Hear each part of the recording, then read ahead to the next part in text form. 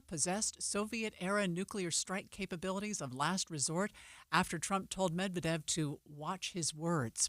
Other national stories KSL is following. The Trump administration has notified UCLA that it's freezing hundreds of science, medical, and research grants at the university. In a letter to the UCLA campus body, the university's chancellor calls it a loss for Americans across the nation whose work, health, and future depend on groundbreaking research done at UCLA. It said around $200 million in grants are being yanked by the Trump administration for UCLA. It comes the same week UCLA agreed to settle with the Trump administration in a $6 million lawsuit that claimed UCLA allowed pro-Palestinian protesters to block Jewish students on campus last year. Alex Stone, ABC News, Los Angeles. Your money at this moment, it's a rough day on Wall Street. The Dow is down 585 points. That's 1 3/10%. We're at 43,540 right now.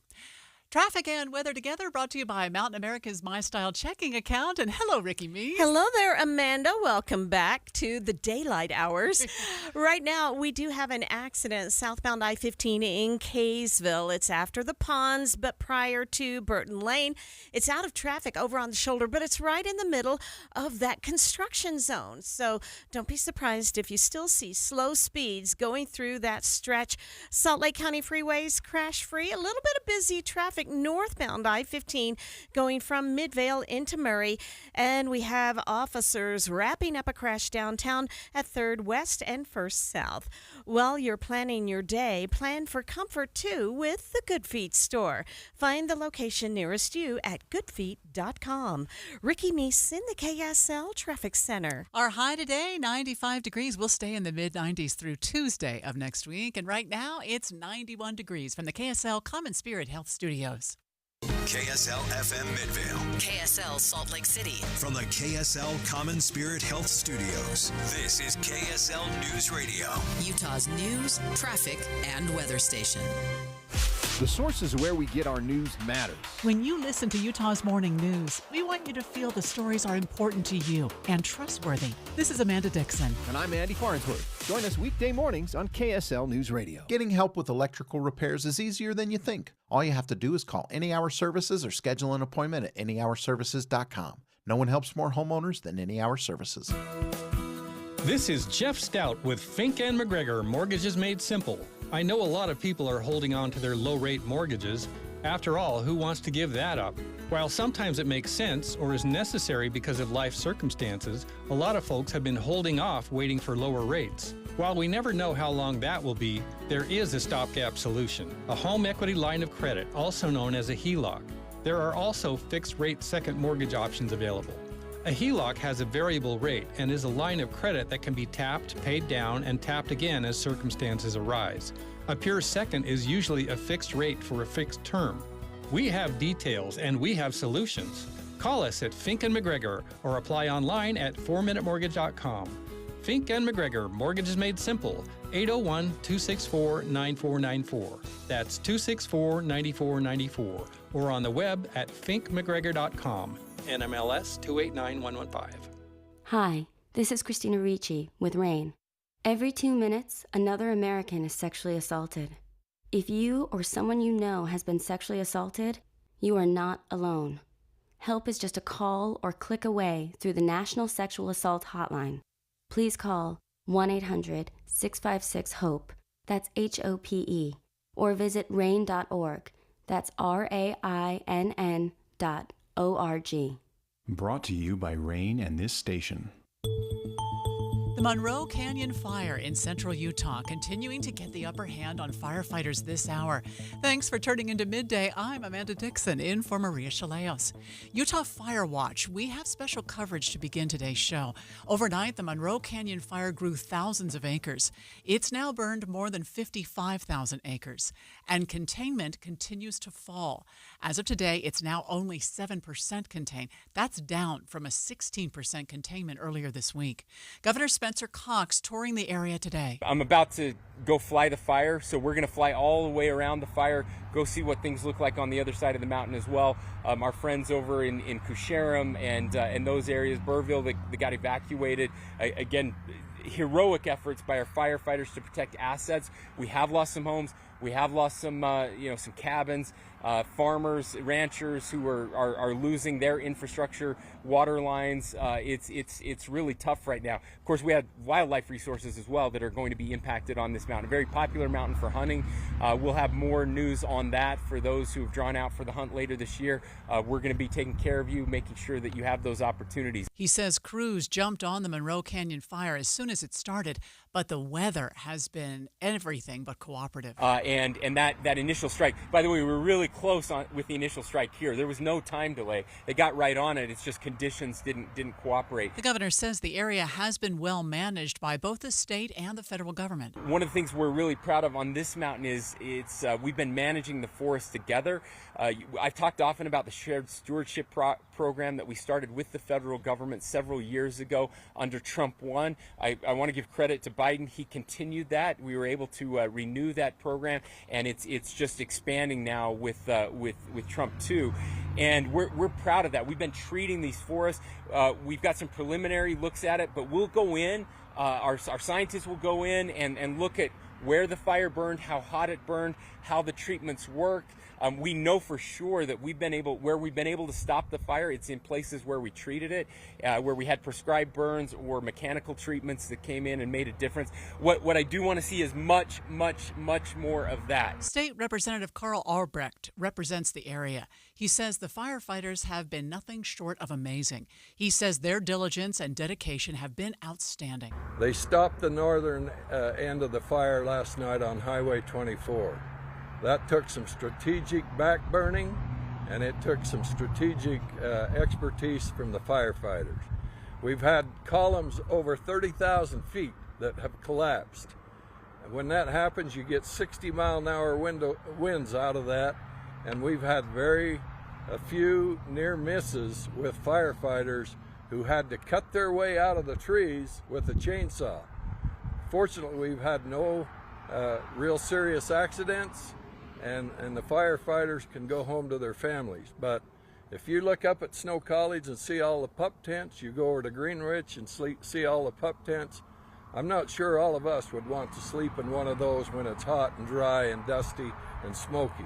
So my heart goes out to them, their families. Governor Cox says even once this fire finally gets contained and put out, the battle is not over. He's concerned about the cleanup efforts over the next several years. I'm very concerned about fire. Everybody is. That gets the news cameras out here whenever we have a big fire, and I so appreciate you being out here. I'm actually more worried about the next 5 years here. Because that's when the recovery takes place, and the water sources for the mountain come from, or for the valley come from these mountains, and immediately when the fires are out, we worry about floods, and when those floods come, they bring all kinds of just toxic garbage right into the water systems.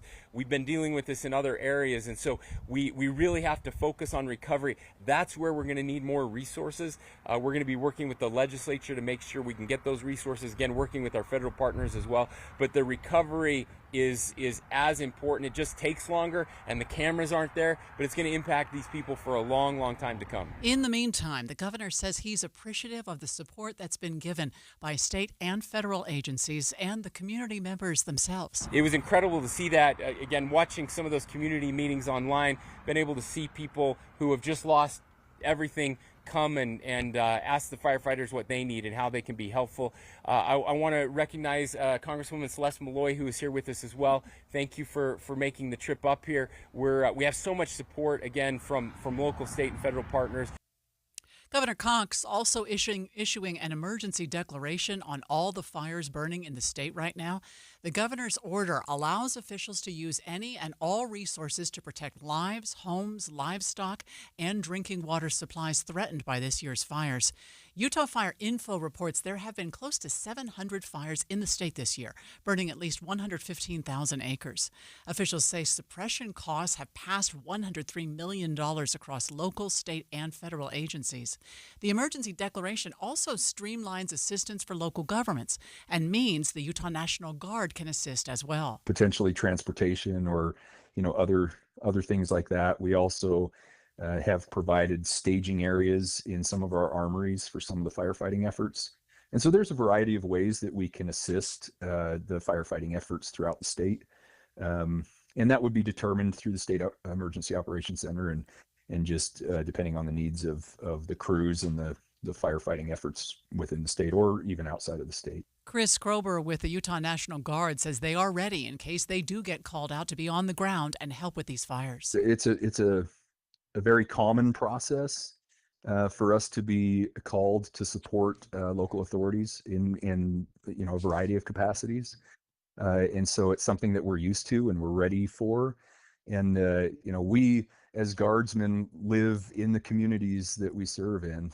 And so we're Utahns, we're here, and it affects us just as much as it affects everybody. And so we're very eager and willing and trained to support in, really a lot of different types of capacities based on the needs of the state. So I guess that would be the final message is, we're ready when needed. And in cases where, the Emergency Operations Center is starting to ramp up support efforts, then, we mirror that and we follow what's going on and we're ready when we need.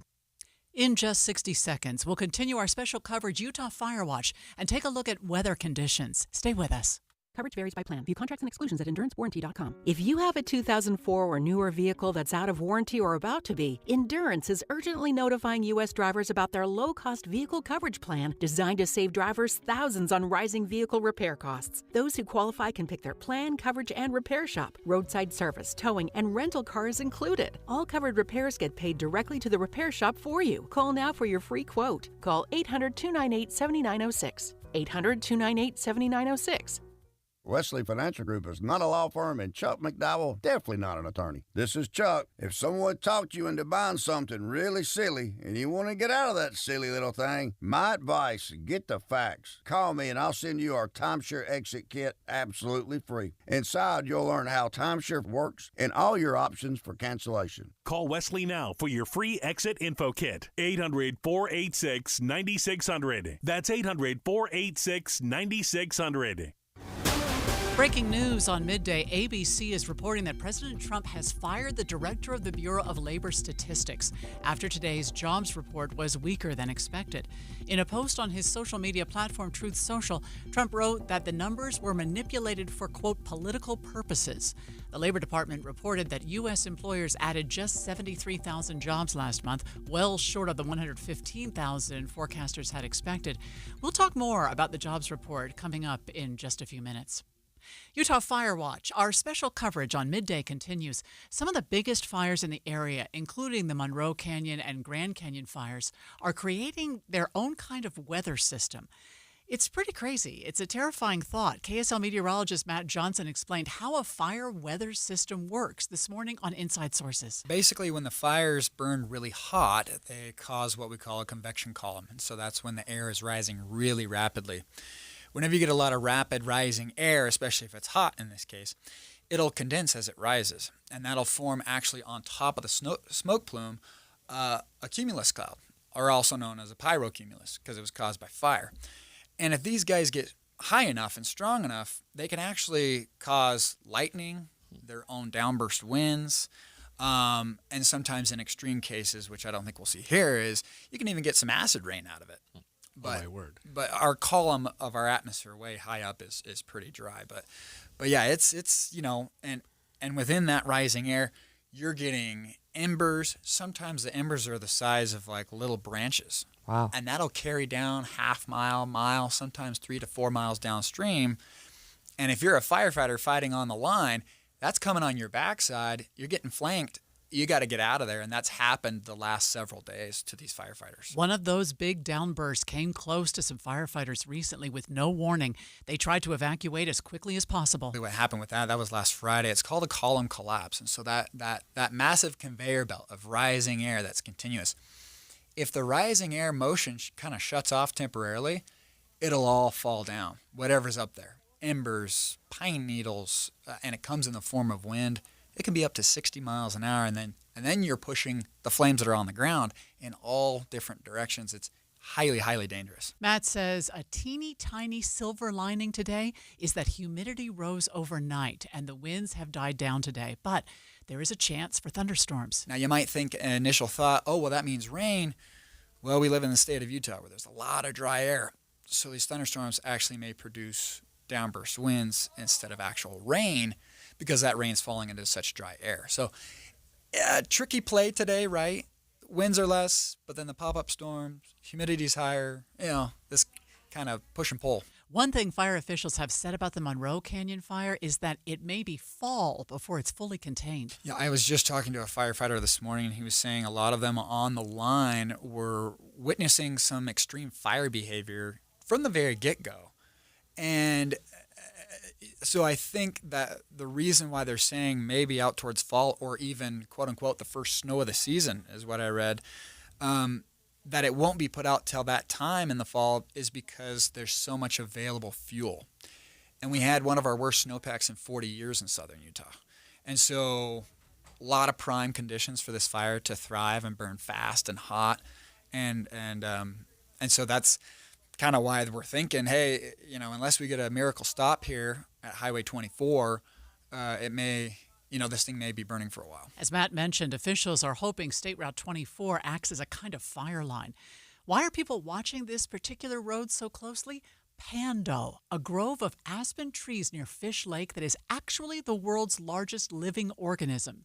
It's all one aspen tree connected through its root system. It's one of the crown jewels of the state of Utah, and a lot of locals want it protected. I think everyone in the state and everyone in the science community wants it protected. It lies about 9 miles south and east of where the fire line is right now, or 9 or 8 miles southeast of Burville. Right.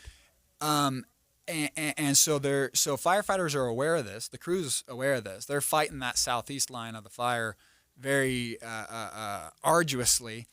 But, if the winds ramp up and they start shifting to a more westerly flow, that would push embers and new fire spotting out towards that very special area. But right now, the general motion of the fire is to the northeast. Stick with KSL News Radio as we continue covering the dangerous fire conditions in central and southern Utah. You can get updates on air at 102.7 FM and 1160 AM. The AM signal is typically better in those areas. We'll also post the latest information online at kslnewsradio.com. Just click on the Utah Fire Watch at the top of the homepage. Thanks for being with me here on Midday. We're streaming live on the KSL News Radio app, sponsored by At Your Service Pros. The latest jobs report is out, and it is not looking nearly as good as economists had hoped. President Trump just firing the commissioner at the Bureau of Labor Statistics. More after the break. But first, it's KSL Traffic brought to you by Mountain America's My Style checking accounts. Ricky? We do have a report of a stalled vehicle near Magna, westbound on the 21st South Freeway, about 8400 west in the left lanes. So far, no big backups, but keep an eye out for that. Ricky Meese in the KSL Traffic Center. Listen to KSL for the new and traditional content you've always loved. There's the new Inside Sources, expanded from 9 to noon, and new expanded news coverage with Maria Shilaos on midday, noon to 3. And of course, the news and weather from voices you love, mornings and afternoons. Here are new traditions and the familiar ones on KSL News Radio, 102.7 FM and 1160 AM. I don't know about you, but I like the personal touch. And that's why I want to tell you about At Your Service Pros. At Your Service Pros is a family-owned business. It's been serving Utah families for more than 20 years, and they handle all of your heating, air, and plumbing and electrical needs. And they put people first. The AC went out on my home just a week ago, and Jared came right out to evaluate the problem and give me some options. And unlike other companies that gave me estimates, Jared was so careful to explain all the energy rebates that I could take advantage of. They expired this year, and they amount to a savings of thousands of dollars. That's the priority at Your Service Pros, giving people quality information, so much so that they now have a YouTube channel with videos. And this month, they're giving away 2 free air conditioning systems.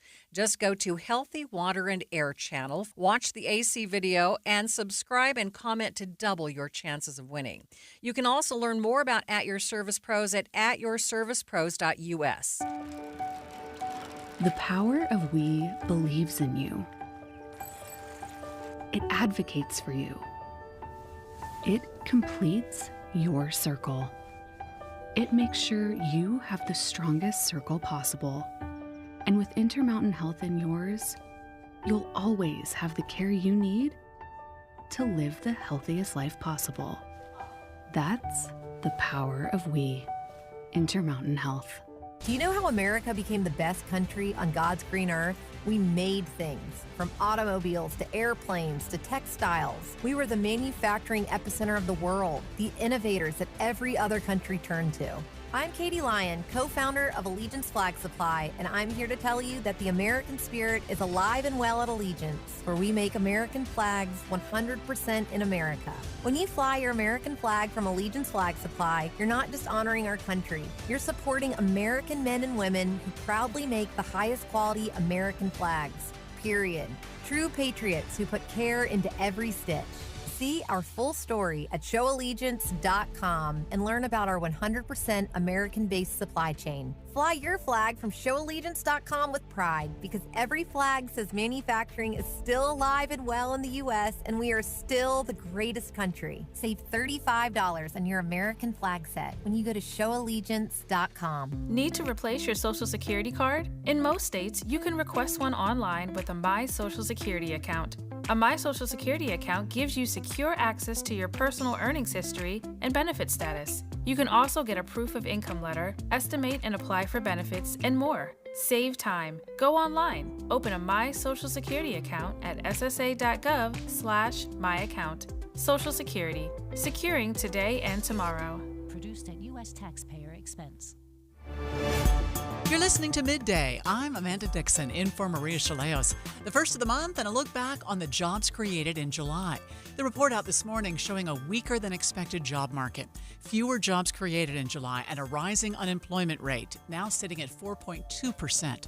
Now, President Trump is calling for the head of the agency that produces the monthly job figures to be fired. I spoke with Mark Hamrick, a senior economic analyst at Bankrate, to get more on what the July jobs report means for the economy. Yeah, this is extremely concerning. It doesn't mean that it persists forever. It doesn't mean that there's a recession that's imminent, but it does sort of undermine the story that had been in place for quite some time, and that is that the job market has been quite resilient and even robust. What does this say to new graduates from college, or I suppose even high school, as they try and get into the job market? Well, this is an incremental change in the overall job market. And so, there is going to be an ongoing need for employees. About 5 million people are hired in this country in a given month. Recently, 7 million job openings. And so, we look at this in the sense of what's going on with a potential change in the trend and the overall health of the economy. The reality is that the job market was red hot about 3 years ago coming out of the pandemic. That was an extraordinarily unusual situation for all kinds of reasons. And what had been happening up through the recent time has been that the job market had been normalizing. Now the question is the job market weakening substantially? And this data suggests that it is. The question is this just a blip, or is this something that's more concerning where we might get a sharper increase in the nation's unemployment rate? So for those who are either part of the nearly half of Americans who are in the workforce that told us via Bankrate survey that they plan to or are likely to look for a job in the next 12 months, I don't think that they necessarily need to change their plans. Not all those people are going to find a job. We don't have 75 million people employed in the course of 12 months in this country. In other words, getting new jobs. But, for people who have the right skill sets, if they're in the right locations, they have every reason to be optimistic that they can be successful. And, we're really talking about short to intermediate term considerations. In the long term, people need to stick with their game plan, and that includes managing their personal finances wisely as well. Is this weak jobs report something that might influence the Fed's decision on interest rates in September? Well, first of all, in recent days, we had the Federal Reserve opt to remain on hold with interest rates. There was some dissension in that decision in the sense that two of the nominees who are Federal Reserve board members who were nominated by President Trump said that they thought the Fed should have cut interest rates. I think in terms of the mid-September meeting, first of all, we have another jobs report yet to go. It's hard for me to think that there'll be a huge sea change in the sort of way that data looks, but that's why we need to see the data. And we have 2 months worth of inflation data. But this is certainly a jobs report that can help to make the case for a rate reduction. But we need to remember that the Federal Reserve essentially has two areas under its so-called dual mandate. And one of those is maximum employment, so that's related to the job market. It's supposed to strive for a strong job market. And then the other part of its mandate is to work to ensure stable prices. The problem right now is that we don't have stable prices. The inflation rate is still above the Federal Reserve's 2% target, and tariffs present the likelihood that we'll see an increase in inflation between now and the end of the year. And we also may have further weakening in the job market. So that is truly the ultimate in balancing acts for the Federal Reserve. And it means that they have a very difficult job to do here. But they may want to reduce the interest rate because it's now seen as restrictive. Can I just ask you lastly, you mentioned that we don't know yet whether this is a blip or the beginning of a new trend. What do you look for when you try and decide which one of those it is? Well, first of all, just the continuation of what we've seen recently. In other words, flatlining on hiring, a further worsening in the unemployment rate. And, we survey economists at Bankrate. The Federal Reserve releases its own outlook as well.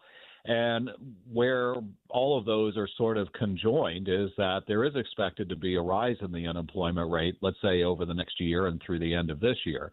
The question is, how much of an increase will there be? And a report like this raises the risk that we have more of a sharper increase in the unemployment rate. But what I would say is that, broadly speaking, the risks of a recession over the next 12 months are seen roughly about 1 in 3. Okay. So that means that if we're at a 33% risk of a recession over the next year, that is far from a certainty. It's certainly far from 100%, and it's not even at 50-50. But if we get more concerning economic data, then we'll have to adjust the dial on sort of that recession watch meter. And then at that point, then we'll say, is it time to be more concerned? Mark Hamrick is a senior economic analyst at Bankrate. It's 1:30, midday at KSL News Radio. Hello, I'm Amanda Dixon. Maria Shilaos is off. Some of the stories we're watching this hour. BYU football. How are things looking after the first few days of fall camp? And who's in the running to be the next quarterback? A major shift in public support for the Utah Fits All Scholarship Program. And KSL traffic. Ricky? We do have a vehicle over to the shoulder, and there may be some debris on the road. This is southbound I-15 just after 7200 south. And it is backing traffic into Murray. Amanda? Today we'll get up to 95 degrees. Right now it's just 90 degrees downtown. We'll stay in the mid-90s through Tuesday, 97 Wednesday and Thursday of next week. KSL top local stories coming up in 1 minute. But first, the latest from ABC News. ABC News, I'm Michelle Franzen. A weaker than expected jobs report for July and downward revisions for May and June. President Trump is blaming the commissioner of the Bureau of Labor Statistics, saying he should be fired. ABC's Karen Travers is at the White House. He is saying it's because of his frustration with those jobs revisions, the new numbers now for the May and June jobs report. The president taking issue with this and also making an accusation with no evidence behind it that there were fake numbers put out last year during the election season. Since taking office, President Trump has touted the labor statistics jobs report showing an increase in monthly jobs. Santa Barbara police say 3 people were stabbed in an overnight attack and 1 victim has died. Police say a suspect is in custody and says it appears the incident began as a fight. And Tennessee authorities are searching for a man accused of killing 3 adults and a teen. Police say the suspect is armed and dangerous. This is ABC News. KSL's top local story. Utah Governor Spencer Cox visited Sevier County today, where the Monroe Canyon fire is burning. The fire has grown to more than 55,000 acres and is only 7% contained. While the fire has been growing and containment has been dropping, the governor says they have a good amount of resources battling this fire. But he's worried that will change if another major fire breaks out in the state. This could happen anywhere in the state right now. We need you. I haven't begged in a long time. I'm begging people right now to please exercise extreme caution. One spark and we could have another fire just like this. The governor says some homes and cabins have been lost in this fire already. House Speaker Mike Schultz wants to tackle shoring up the Great Salt Lake in a special session in the near future. KSL News Radio's Alexandria Bonilla reports. The Speaker wants to allow Utah's Division of Forestry, Fire, and State Lands to raise the lake's berm height 2 feet. up to 4,192 feet. The berm separates the north and south arms of the lake, allowing officials to balance the salinity and keep water levels high where the population and overall ecosystem depends on it. If the drought continues that we're in, I think being prepared and being ahead of things is what we're trying to accomplish. Schultz says it will also help the state push some water up into the drier flats. The change still requires legislative approval and is something we could see in a special session later this fall. Alexandria Bonilla, KSL News Radio. Other local stories KSL is following. BYU head coach Kalani Sitake says he has high expectations this year with the players he has returning, as well as the new additions to the team. We can just get our teams to function and perform to the best of their ability, then we feel good about our chances. But that's easier said than done. We just got to put in the work. Nothing is easy. Coach Sitake spoke with Utah's Morning News, saying he knows a lot of the attention is on the quarterback position, and he expects to name a starter before Game 1 instead of keeping it a secret. BYU's first game is August 30th against Portland State, and you'll hear every snap right here on KSL News Radio. Your money at this moment, whoa, it's a hard day. The Dow is off 560. We're at 43,570. S&P's down 103. The NASDAQ is down 2.25%, down 472 points right now. Traffic and weather together brought to you by Mountain America's My Style checking accounts. And here's Ricky Mace. Trouble in traffic southbound I-15 just after 7200 South. That has cleared, and that right lane was partially blocked by UHP, and that lane is wide open now. But we still have a little bit of busy and slower traffic back to 53rd South in Murray. Advanced Window Products, factory direct affordable windows. Call today, they're on their way. Financing available. Save now, pay later. AdvancedWindows.com. Ricky Meese in the KSL Traffic Center. We'll stay in the mid-90s for the next 5 days, back up to 97 by midweek next week. Right now, it's 91 degrees from the KSL Common Spirit Health Studios. Mornings are for recharging. And they're for starting your day right. We volunteer to join you in the car. Get news and weather at 102.7 FM during the most important part of your day. Andy and Amanda, each morning between 5 and 9 on KSL News Radio. Hello, Utah. I'm Josh with IWC Roofing. For over 25 years, my family has been safeguarding your homes with the finest roofing solutions. We value your time, and we're committed to replacing most roofs in just one day with a peace of mind 50-year shingle warranty. Call us today at 801-232-5690 or visit iwcroofingutah.com. Ask us for the $1,500 off any full roof replacement. Financing available, 801-232-5690. Utah homeowners, look no further than IWC Roofing for a roof that stands the test of time. With 25 years of excellence, IWC is your trusted family-owned roofing expert. At IWC, we offer one-day roof replacements with top-tier quality materials, all with a 50-year shingle warranty. To keep a leaky roof from dampening your day, we're offering $1,500 off a full roof replacement. Get a free estimate. Call 801-232-5690 or visit iwcroofingutah.com. 801-232-5690. This is Midday. I'm Amanda Dixon in for Maria Shilaos. It's almost football season. Who's excited?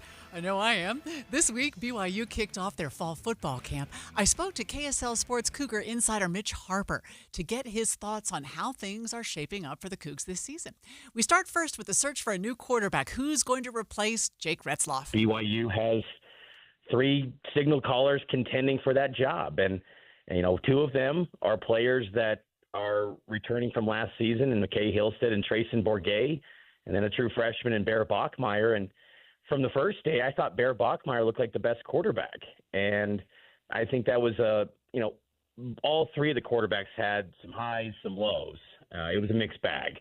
But I thought Bear Bachmeyer was a very talented player and one that I think people have to take a lot more seriously when it comes to potentially being that week 1 starter. He looked pretty good. And it's about more than how they throw the ball, isn't it? It's about how they lead. Are you seeing leadership in these 3 guys? That definitely has to factor in. And I think the leadership aspect, that's going to be, I think Trayson Bourget is one. He's from Western Michigan. He might be the best culture guy, the best locker room guy. He just seems like he's very well liked around the program and the team. And then I think also a big piece to becoming the starting quarterback is going to be how well do you know the playbook? And I think that's one of the challenges for Bear Bachmeier, the true freshman who, he just came in May. And is it realistic to learn the entire playbook before August 30th, before they take on Portland State? That seems like a tall order. But, he is a guy that, his family, they very smart. His older brother, Tiger, who's also on the team. Yes, that's his name, Tiger Bachmeier. He graduated from Stanford in 2.5 years. And Bear feels very confident he can learn the playbook. So that's going to be a big piece to if he can actually win the job, if he can know that playbook. As based on what happened with Jake Retzloff, is the coaching staff having another conversation with the players about the honor code? It's definitely been an area of focus to, re-emphasize the importance of that. BYU has been very private when it comes to this matter, to the point where no one's really even addressing the honor code piece with Jake. BYU never even issued a statement that they were going to levy that suspension, because ultimately Jake just ended up withdrawing on his own. So the suspension didn't get formalized, but BYU always kind of handles anything with the honor code anymore privately. But yeah, BYU, it was a clear message that the honor code still matters, and that these players have to uphold that, and it's a high bar, and it's interesting because you think of college football these days, it's all about big money, and does that still work in the era? Does the honor code still work in this era of big money athletics? But BYU still, holds that high standard that they have in high regard, and definitely internally, it's probably been re-emphasized by the team. Yeah. What are you seeing in some of the transfers? Didn't BYU pick up a guy from Utah? They did. Keanu Tanavasa, defensive tackle, and he was a terror for BYU last year in the rivalry game. He was an excellent player in that game, and BYU's defensive coordinator Jay Hill believes Keanu Tanavasa could be the best defensive tackle in college football. That's Jay Hill's words. Keanu Tanavasa is going to be the leader of BYU's defense, the kind of vocal leader, the guy that sets the tone as far as locker room morale guy. Like, that's going to be him, and also he might be one of the most talented guys on the team. So he's going to be a starter. He's wearing the number 57 again, as he did at Utah, and he's going to continue that, and I would expect a huge impact from him this season. All right, do you see any other playmakers like him on defense? Definitely. Isaiah Glasker and Jack Kelly, two linebackers. They might be some of the best linebackers in the Big 12 this year. Isaiah Glasker led the Big 12 in tackles for loss last season. He's going to be really good. Those are two NFL linebackers next season, potentially.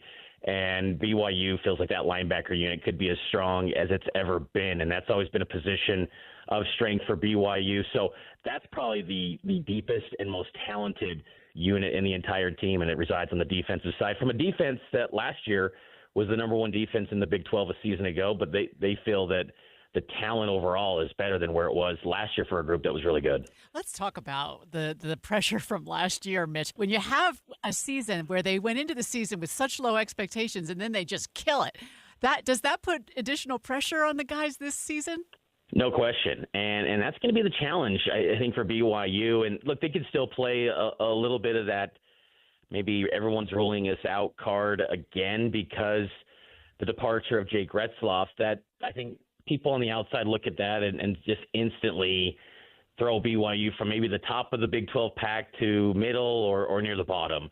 There's low expectations suddenly for this team, so they can play the chip on the shoulder. But I think internally in the Big 12, the teams, the coaching staffs, they're not going to take BYU lightly anymore. So BYU has to, level up, if you will. And I think that's going to be a challenge for this team. And, I do think the whole underdog mindset does help BYU. It seems like Kalani Sitake's teams have always thrived. BYU at large has always kind of thrived when they're just ruled out and an underdog. But maybe have expectations to follow up an 11-win season. That's going to be a tall order. BYU's schedule is not easy. How it stacks up, it's challenging. There's some difficult games throughout the entire season, and the Big 12 is so balanced that margin from 11 wins to 5 wins is very thin. And you saw that last year when BYU lost to a 5-win team at home to Kansas last year. Kansas looked like the better football team that day. So everyone's good in the Big 12. Anyone can take you down. So BYU, has to find answers quick at that quarterback position, and that could really help the cause, maybe put them in a position to be in that 10-win conversation again potentially, because the positions around that quarterback, offensively and defensively, are in a really good place compared to where it's been throughout Kalani's time. Do you think Kalani will announce who the quarterback is before that first game?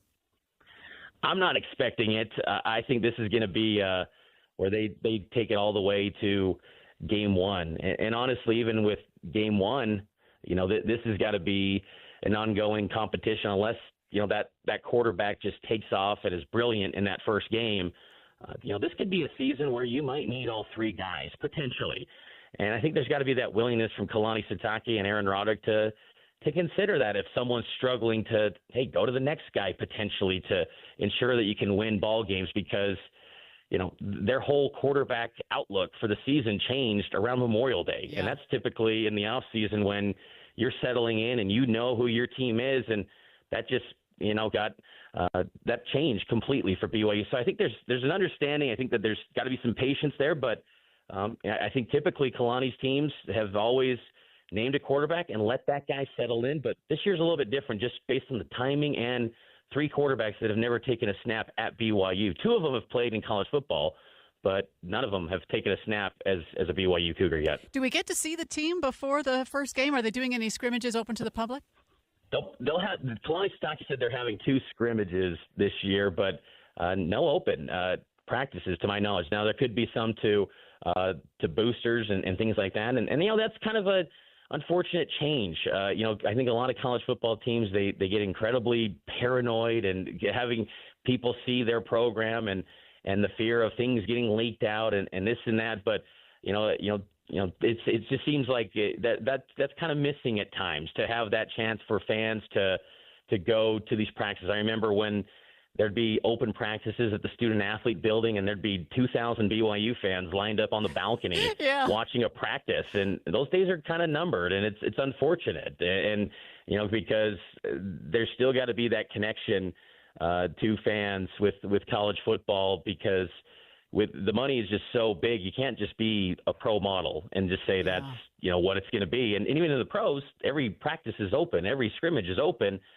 College football maybe needs to sometimes include the fans more. And now I do know that BYU is going to have a Cougar Fan Fest on August 6th, where they can meet the football team and they can meet all the teams in the athletic department. It's kind of a kickoff for the entire athletic year, but nothing specifically to watch this team before August 30th. Before I let you go, Mitch, I'm really excited that Cougar Tracks is expanding. Tell us about the new show that starts, August 18th?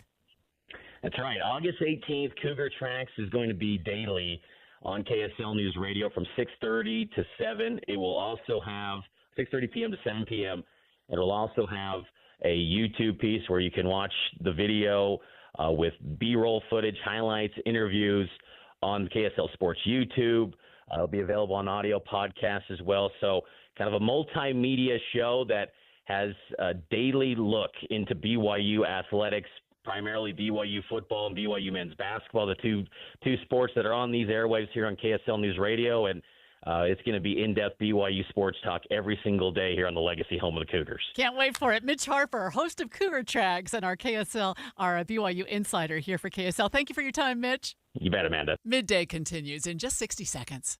$5,000. That's the average amount of money people in the U.S. are now spending on gas in a year. $5,000. That's crazy. If you drive, you have to download Upside, the free app that gives you cash back every time you get gas. That's right. You can earn real cash back with Upside just by buying the gas you're already buying. You can literally start earning cash back today. I use Upside every time I fill up, and I've already made around $300. You're putting gas in your car anyway. Why not get real cash back? If you like free money, download Upside. I'm saving the cash I earn from using Upside to help pay for a vacation later this year. Download the free Upside app now to earn cash back every time you buy gas. Use promo code POWER to get an extra 25 cents per gallon on your first tank. You can cash out anytime right to your bank, PayPal, or a gift card for Amazon and other brands. Just download the free Upside app and use promo code POWER for a 25 cents per gallon bonus on your first tank. That's code POWER for a 25 cents per gallon bonus. It's August 1st, and college football is quickly approaching. KSL News Radio is your legacy home of the BYU Cougars. Ahead of the first game on August 30th, there's a lot of buzz and excitement in the air. Head football coach Kalani Sitake joined Utah's Morning News to talk about the things he learned from last season and what he's most looking forward to this season. Well, yeah, I mean, we learned quite a bit through the experience, but I think the main thing is that we have a really talented team, especially these guys just trust each other and believe in each other. And going into this year, we need to make some adjustments because can't just do the same things and expect a different result. We had to tweak a few things here and there, and knowing that we return a lot of production, but we also need some development from certain guys, and we needed to add some new players as well. So all that being said and done, we did it since January and had a great spring ball and great off season, and now we're at it with practices, and then feel really good about the team, but still got a long ways to go. Well, now with fall camp just starting, does it look like, as you've seen the guys now for a few days, does it look like they put the work in over the summer? Oh, definitely, and you could see visibly on their bodies the hard work that they put in, but we could see it with the way that they're working together. The player run practices that they've had has definitely made them a better unit as a group, and we just have to put them through some live moments and through some football and some training, just to get them in that prepping time for the game. But we've done this before, and going into my 10th year now, I can't believe it's been that long. But we feel really good about the prep and feeling really good about the adjustments that we need to make along the way. But when it's all said and done, it's just hard work needs to be put in, and these guys have done that the first two practices, and I'm looking forward to them doing it in the third one today. Coach, everyone's interested in the quarterback situation. But should we expect to have a starter named before the first game? Yeah, we should. I mean, I don't. It's hard for me to forecast that now, other than saying that we have all the way up until game time. But we'd like to have the competition settled and get that done. So whoever's starting the game knows that they deserved it, they earned it, and that that they can feel confident going into that game, that knowing that they have a good command of the offense. Right now, we're not at that moment. The good thing is that there's a lot of guys that can do it. We have capable players. We've been through quarterback controversies and quarterback competitions before. So there's only one way to settle it, and that's on the field. So that's our job, to put them in game-type situations, simulate, some stress for them to make great decisions on the field. And we've done that so far. I've been really proud with A-Rod and the offensive staff and getting them ready. And then going against the defense has been really good for all the candidates for that spot. So there's competition in every position, but at BYU, just like a lot of other places, the focus is mostly on the quarterback. Coach, are you willing to share any goals that you and the team have made for 2025? I think the major goal, and the one that I can share, I mean, there's obviously the individual goals and with the three phases of our game, what they want to do offensively, defensively, and special teams. But I think as a group and as a team, we just want to play at our best. We feel like if we can just get our teams to function and perform to the best of their ability, then we feel good about our chances. But that's easier said than done. We just got to put in the work. Nothing is easy, and so we've got to make sure that we just put in the work, put in the time, and just keep stacking the days as we go along. BYU head football coach Kalani Sitake there. 4 weeks from tomorrow, that's it. BYU will take on Portland State in the first game of the season, and it'll all air right here on KSL News Radio.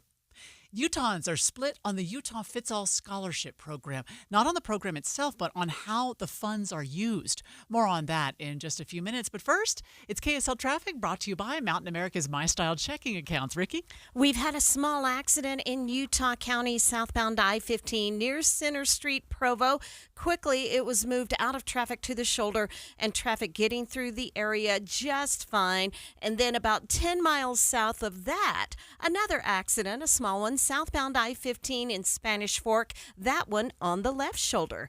Deseret First Credit Union is turning 70, and now it's their turn to say thank you, with special member giveaways happening all year long. Visit dfcu.com to learn more. Ricky Meese in the KSL Traffic Center. What's up, everybody? I'm Mike Wilson with Any Hour Services, and if you have a drain that's clogged or backed up, after you've tried the plungers and products, the next step usually involves some kind of drain snake or cabling equipment. You see, sometimes the blockage is far enough down the line that you need special equipment that most homeowners just don't have. That's where the Drains Department at Any Hour Services can help. A drain snake can clear most blockages and get the water flowing again, and clearing blocked drains is what our Drains Department does day in and day out. So if you're a homeowner with a drain line that's clogged or backed up and you'd like one of our drain technicians to come and snake the line for you, it's only $29. Yep, you heard that right. Any Hour Services will snake any drain line with normal access for only $29. Sinks, showers, tubs, toilets, floor drains, laundry drains, even that sewer main line that connects to the city. We'll snake any line for just $29. For help with your drain issues, call Any Hour Services at 801-443-7700. You can Google Any Hour Services. You can even schedule online at anyhourservices.com. No one helps more homeowners than Any Hour Services. KSL Broadcast Group contests are open to participants 18 years of age and older that are residents of Utah, unless otherwise specified. Employees or agents of the station, Bonneville International Corporation, other area radio stations, or any entity associated with the contest may not enter. Persons who have won in the last 30, 60, or 90 days from a station contest or event may not be eligible. Full general contest rules are available at kslnewsradio.com/contests. With Progressive, you can reach customer service in the way that's easiest for you, by phone, app, or online. We know it would be great if we just magically appeared, but that's more of a genie thing, and we do insurance. But with us, you'd be like, well, it wasn't a genie, but it was great customer service, so that's nice. And sure, you probably would still like the whole 3 wishes thing, so if you meet a genie, you should definitely ask. But when you need us, contact Progressive by phone, app, or online. Just no genies. Progressive Casualty Insurance Company and Affiliates. Pro Savings Days are back at Lowe's. Right now, get a 4-piece GE kitchen suite for under $2,000. Plus, get a free DeWalt 20-volt Max XR 8-amp-hour battery when you buy a select DeWalt tool. Save big with deals that work as hard as you do. Shop Pro Savings Days in-store or online today. Lowe's, we help, you save. Valid through 8/1. Selection varies by location. While supplies last. Discount taken at time of purchase. See sales associate for details. This is Midday. I'm Amanda Dixon in for Maria Shilaos. The Utah Fits All Scholarship. It's had a lot of controversy ever since its launch. It's a scholarship of up to $8,000 for people who choose to educate their children outside of the public school system. One of the biggest complaints people have voiced is that use of the funds for recreational activities. This last year, the state legislature passed a bill that will add more restrictions and oversight to the program.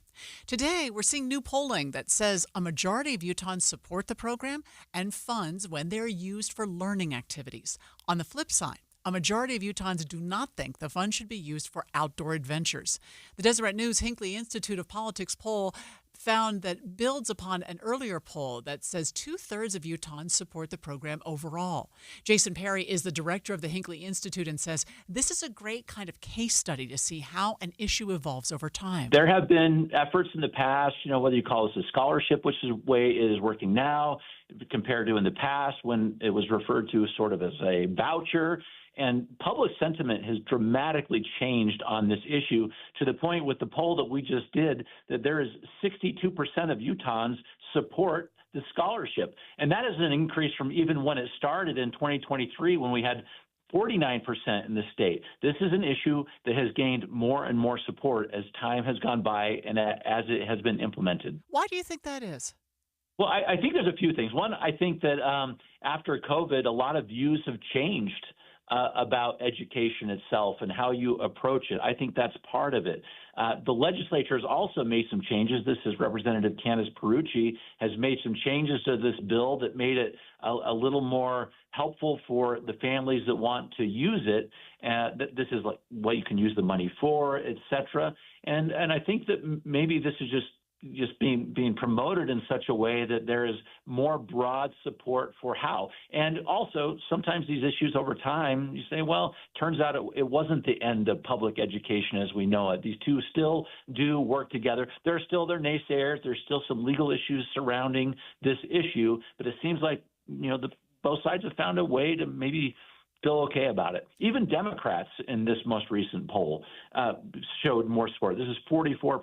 You still have 50 that opposed, but that 44 number is a dramatic increase from where it was when the bill got passed. I asked Jason if there are still concerns about the funds being misused. Well, this change this last session did get to some of that, at least to some of those more vocal people who were saying, these are dollars going to what? And that question did need to be answered. And the question largely was around this category of extracurricular activities, physical education. And so the change from Representative Perucci this last session kind of put guardrails on that. They said only 20% of that 8,000 could go towards things like physical education, for example. And there's some people are using it like ski passes, swimming lessons, things like that.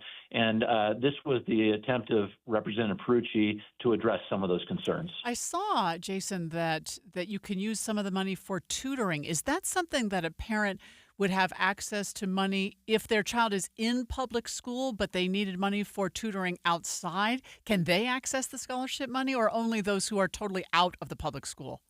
Well, you can apply for this scholarship for things like tutoring. And it was interesting in this poll, that was one of the areas that voters seemed to be most comfortable with was tutoring services. It was 77% of Utahns said they agree that the scholarship should be able to be used for tutoring services. Usually these are connected to private school or other educational providers.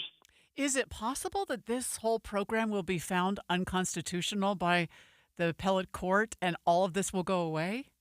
Well, it's entirely possible. The court did rule that some portions of the scholarship program were unconstitutional, and it's an issue that remains. What's interesting is the educational stakeholders, the people who sued, had this idea about whether or not this is really free or whether or not it's open to all, as the Constitution requires. And so it's making its way through the court right now. An agreement was made with this with UEA to let this program continue while it finds its way through the courts. Jason Perry is the director of the Hinckley Institute of Politics at the University of Utah. Several developments locally and nationally affecting our homeless community. We're going to go in depth on that in the next hour of Midday. Amanda Dixon sitting in for Maria Shilaos. Thank you for being with us on a beautiful Friday afternoon. Right now it's 91 degrees downtown.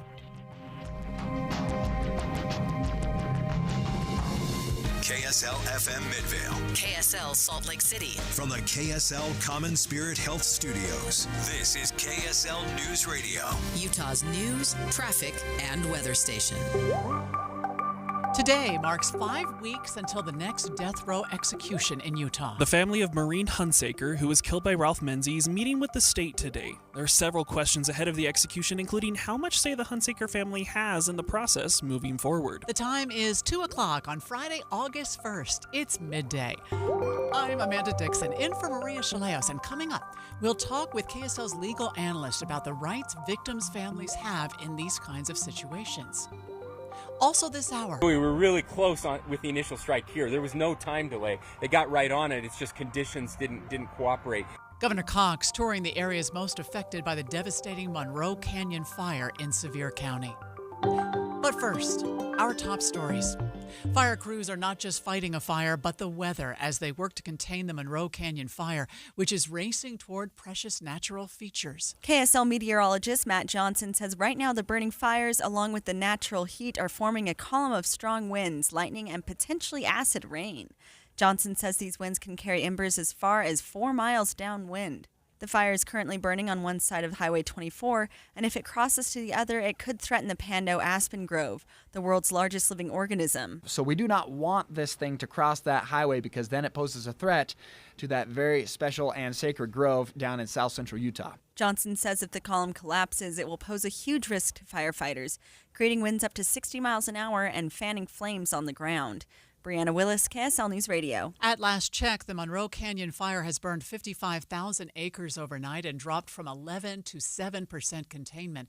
Parts of Highway 24 were closed for a time, but UDOT now says it has been reopened without restrictions, at least for the time being. Our top national story from ABC News. President Trump says he's ordering 2 U.S. submarines to be positioned around areas of Russia. ABC's Louis Martinez is at the Pentagon. One of the things that we have to remember is that this is what submarine forces do. They are constantly around the world on classified missions, and it is very rare to actually disclose that a submarine mission is underway or a kind of deployment in this way, as President Trump is saying in this social media post.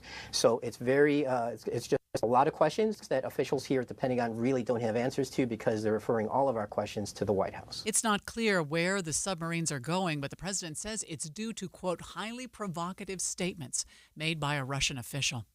Other national stories KSL is following. An exhibit at the Smithsonian that educates visitors on presidential impeachments no longer makes any reference to the only president who has been impeached twice, Donald Trump. The National Museum of American History's exhibit on impeachment features a burglarized Watergate filing cabinet and a copy of the Starr Report, which led to the House's charges against Bill Clinton.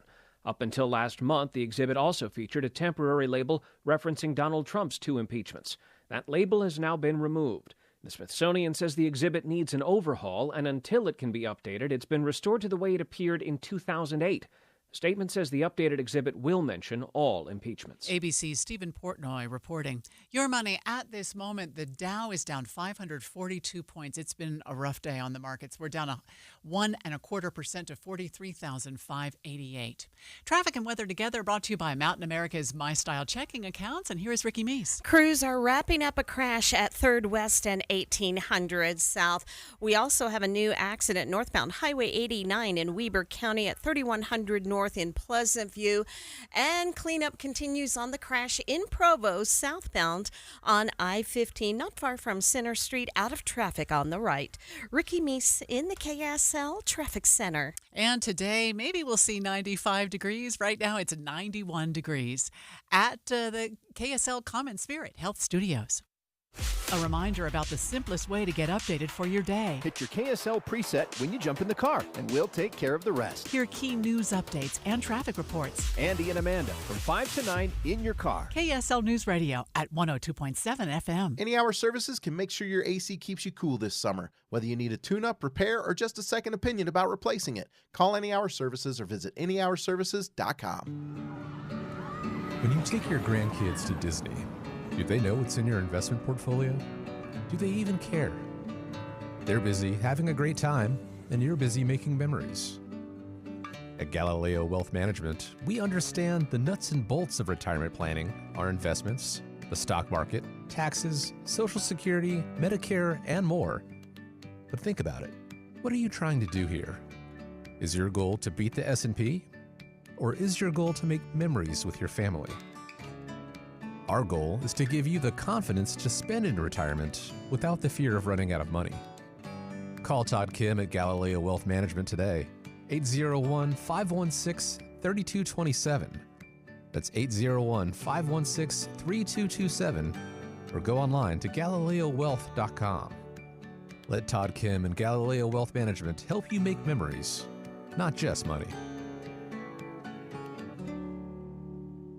Don't let the wrong gear cost you that trophy animal. Upgrade your arsenal with premium brands at great prices during the Shields Hunting Sale event on now through August 3rd. From bows, crossbows, and archery accessories to camo from brands like First Light, Sitka, and Shields Outfitters, every piece of gear is hand-selected for serious hunters like you. Join the community of hunters who trust Shields experts to outfit their adventures and get more bang for your buck in-store or online now through August 3rd at Shields. In 5 weeks, the state of Utah will carry out another execution of a death row inmate. Ralph Menzies is scheduled to be put to death on Friday, September 5th. He is set to die by firing squad. You'll recall he was convicted of killing Maureen Hunsaker back in 1986. This week, the State Board of Pardons and Paroles granted Menzies a commutation hearing. During the hearing, the board will decide if Menzies should get clemency, keeping him off the execution block and restricting him to life in prison instead. The Hunsaker family meeting with the state today to discuss next steps. It got us thinking about the rights of a victim's family in these kinds of situations. How much say do they get? KSL legal analyst and co-host of Inside Sources, Greg Skordas, joins me now. How much say do they get, Greg? So more than they used to, Amanda, we have what's called the Victims' Bill of Rights, and that wasn't something that was part of the law when I started practicing, but it's been enacted for probably the last maybe 15 or 20 years, and it gives them the right to make opinions, to have input, not to make the final say on what happens with a case, but to at least have their input and their voice be heard. So what would that look like in this case? So what it would go is like this: if the state was going to do something, for example, grant Menzies a reprieve, like you talked about, to reduce his sentence from the death penalty to life in prison or life without the possibility of parole, they would run that by the victims and say, look, we're considering doing this. And the victims might say, that's terrible. They might say, that's fine. But they at least need to consult them. And even if the victims say, no, that's horrible, that's not something we want to do, the state would still have the right to do that. But they would be able to say that they consulted with the victims before they made the decision. How much weight do they give how the victims feel? Quite a bit. I mean, I was a prosecutor for 8 years, and we would always defer to the victims because you don't want them upset. You feel like if anybody deserves justice, it's the victims when you're a prosecutor or when you're the corrections department. So yeah, you want to make sure that the victims are consulted. But again, if sometimes the state just needs to make a decision that may be contrary to the victim's wishes, either because maybe they don't think that a judge will give them what they want, or maybe they think that the Court of Appeals or Supreme Court will flip them over, so they'll just go ahead and make a decision. And sometimes victims aren't happy with that. But again, like I said, there absolutely needs to be open communication, consultation, not necessarily permission, but at least input by the victims. You know, I think it's important for us to remember that the state represents the entire state, not just the victims in criminal cases. That's exactly right. And if you look at a criminal case, Amanda, it's the state of Utah versus Ralph Menzies. It's not the victim versus Ralph Menzies. So the victim is not a party to the case. The victim's family are participants, but they're not a party, and so they don't have the same rights as, say, a plaintiff in a civil case where you have two parties against one another. That's when there's a party and they have an absolute right to do what they need to do on their case. But in a criminal case, the victim is not a party, and I hate to keep using that word, but hopefully it makes sense. Yeah. In the sense that they can make decisions about the case only, again, like I've been saying, they can have input. I mean, I think I've heard about cases where a prosecutor has gone forward with a criminal prosecution, even though the victim has said, please don't bring charges, that's just not their call. Right, that's exactly right. And that happens a lot in domestic violence situations where parties will have a fight, they'll get the police involved, and then one of the parties will say, no, I don't want to pursue this. But again, then the state still has the right to do that, even over the victim's objection, just as they have the right to plea bargain and reduce it, and sometimes even dismiss a case over the victim's objection. And it creates a problem, but the Bill of Rights has certainly given victims a lot more say than they used to have, where the state didn't even have to consult them before they could make those kind of important decisions. Do all victims qualify, or just victims in cases like this horrific Hunsaker case?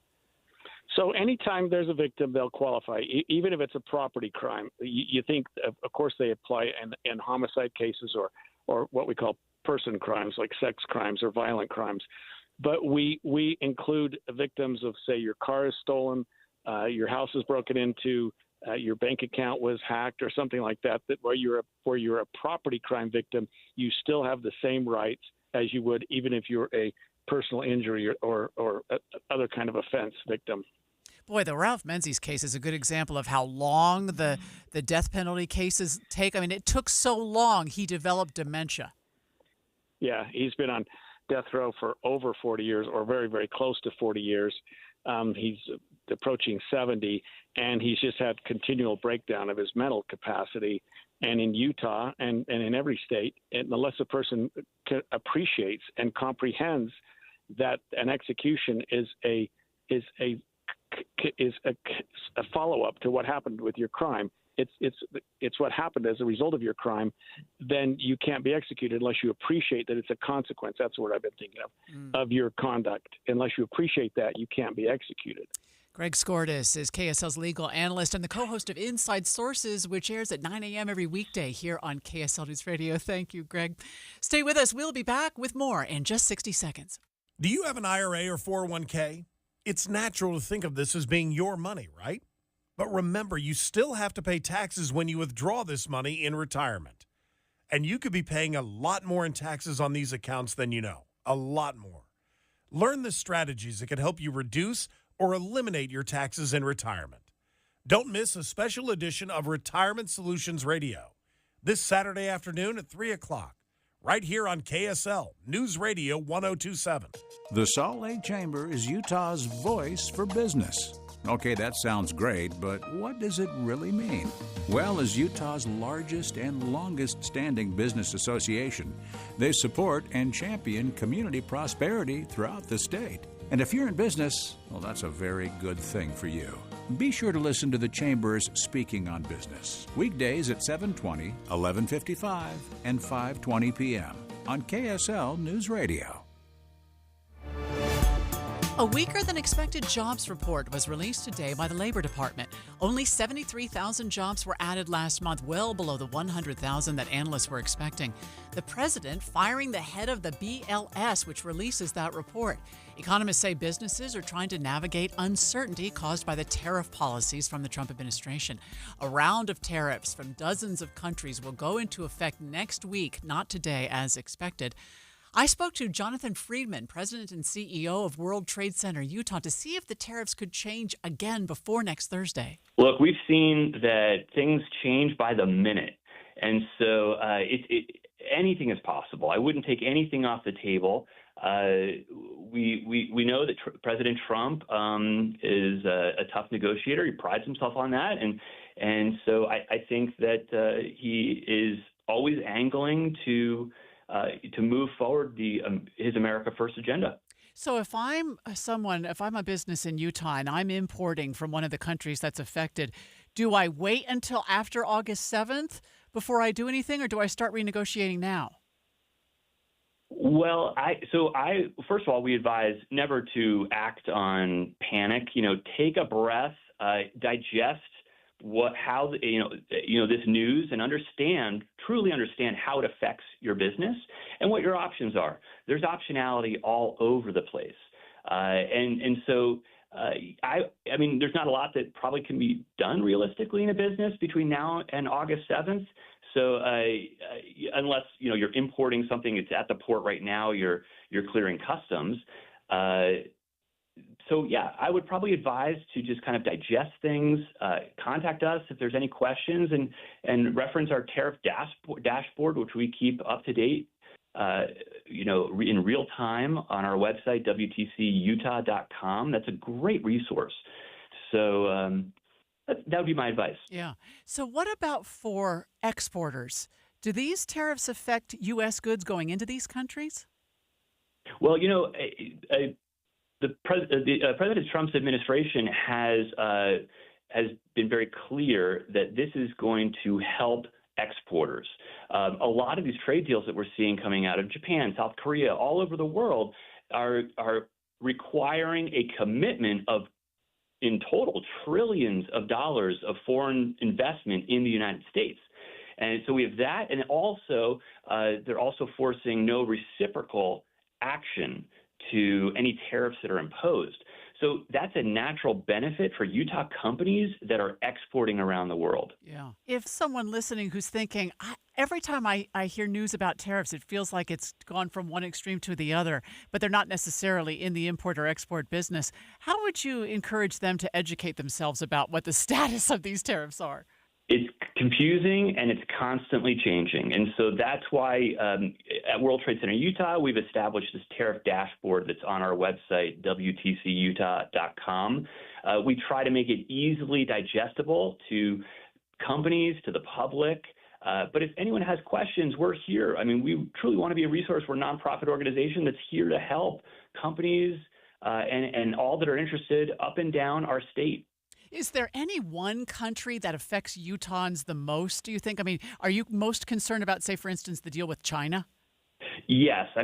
I think just by the sheer reality that we are dependent on China for so many things, that's the one country that I have my eye on. I'm closely watching, and currently they're not affected in this, August 1st deadline. They actually have there's a deadline to negotiate a deal, which is August 12th, and we'll see if President Trump decides to extend that deadline, 90 days.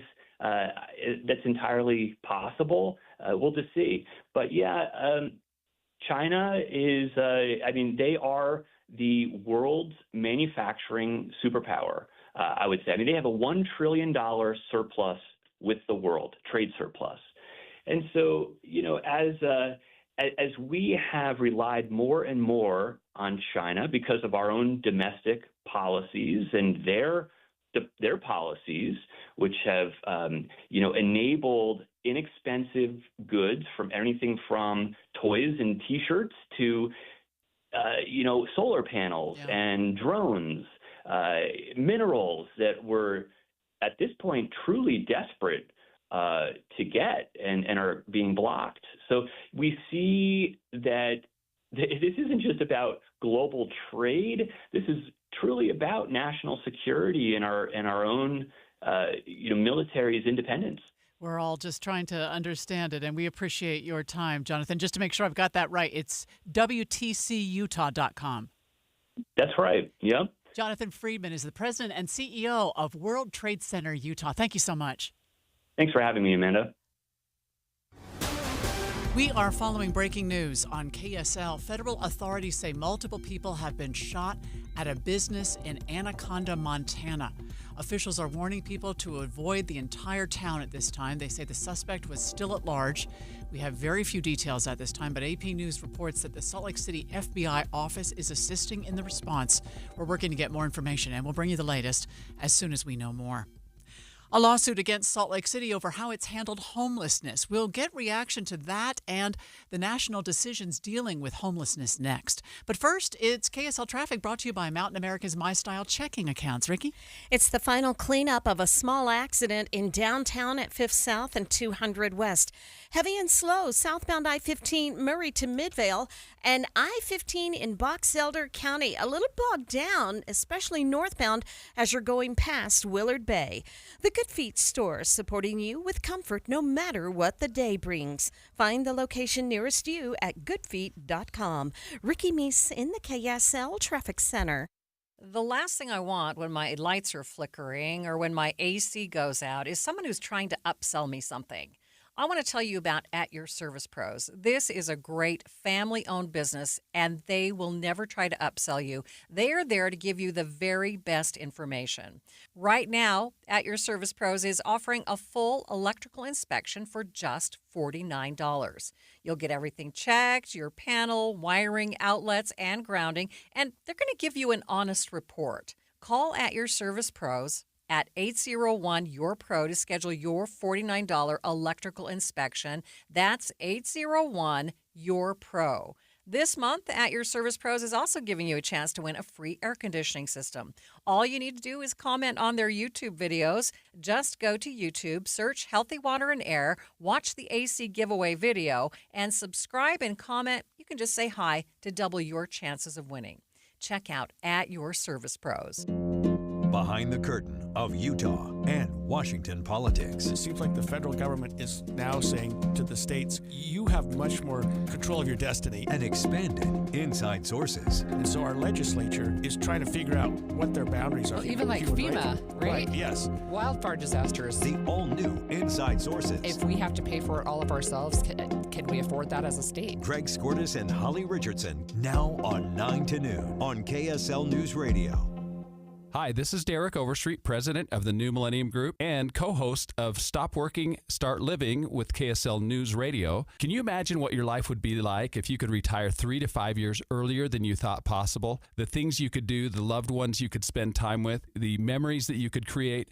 That's what our team at the New Millennium Group does. We'll walk you through the entire process every step of the way. If you'd like to get a copy of the 5-step proprietary plan that will help you retire 3 to 5 years sooner than you thought possible, give us a shout right now.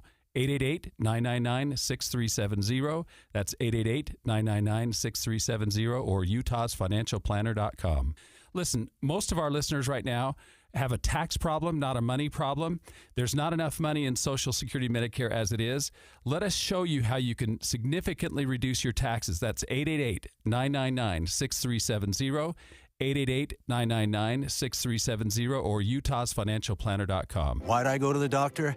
One day at the firehouse, I was so lightheaded I could barely stand. Even my crew noticed. Getting checked out was the right call. Turns out I have atrial fibrillation, which increases the risk of stroke about 5 times. Symptoms like irregular heartbeat, heart racing, chest pain, shortness of breath, fatigue, or lightheadedness can come and go. But if it's AFib, the risk of stroke remains. If you have symptoms, contact a doctor. I'm so glad I did. Visit NoTimeToWait.com, sponsored by Bristol-Myers Squibb and Pfizer. Wesley Financial Group is not a law firm, and Chuck McDowell definitely not an attorney. This is Chuck. If someone talked you into buying something really silly and you want to get out of that silly little thing, my advice, get the facts. Call me and I'll send you our timeshare exit kit absolutely free. Inside, you'll learn how timeshare works and all your options for cancellation. Call Wesley now for your free exit info kit. 800-486-9600. That's 800-486-9600. You're listening to Midday. I'm Amanda Dixon, in for Maria Shilaos. A lawsuit against Salt Lake City over homelessness has been dismissed.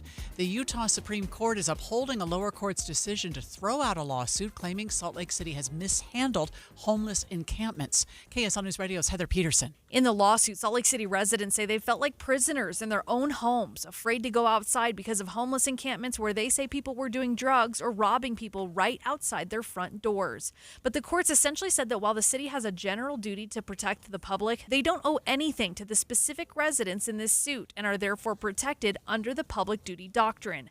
A Salt Lake City spokesperson says they appreciate the court's decision reaffirming that policy matters are best addressed by locally elected officials, not the courts. Still, the city says it's committed to responding to issues of chronic homelessness with compassion and accountability. Heather Peterson, KSL News Radio. We wanted to dig more into the issue of homelessness and the reaction from that community to this lawsuit dismissal, plus several movements on the national level relating to homelessness. There's a lot going on right now.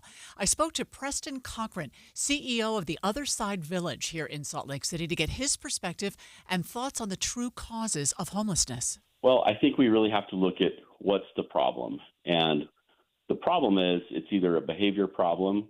A lot of people look at it as an asset problem. So we can't just simply expect to give people assets and hope that they'll thrive and figure things out. Instead, what we do is we focus on behavior and how do we help someone who's been on the street for so long overcome those behavior issues.